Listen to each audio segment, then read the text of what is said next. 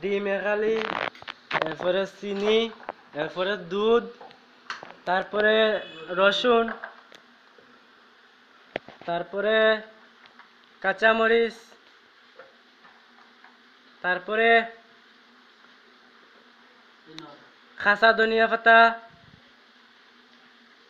তারপরে চিনির সিরকা, এই তরকারিটা লাগা দেখা, তারপরে লেম্বুর রস দিব, তারপরে তারপরে লেম্বুর রস দিব, তরকারি লাগা দেখা।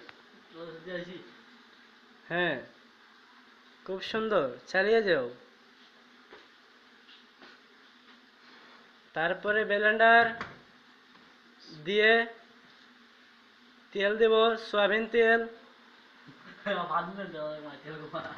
সয়াবিন তেল সয়াবিন তেল দিয়ে একটা বাটি উপরে দিয়ে তারপরে এটা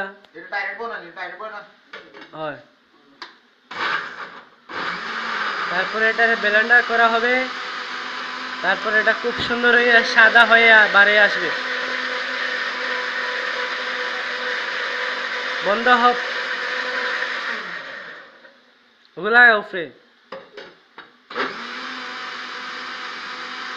তারপরে এটা গার্লিক সস হয়ে যাবে।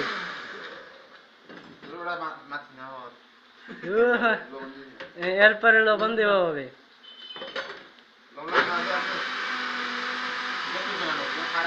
ঠিক আছে, লবণ দেওয়া হয়ে গেছে। এখন আমাদের এটা খুব সুন্দর হয়ে সাদা জিনিস হয়ে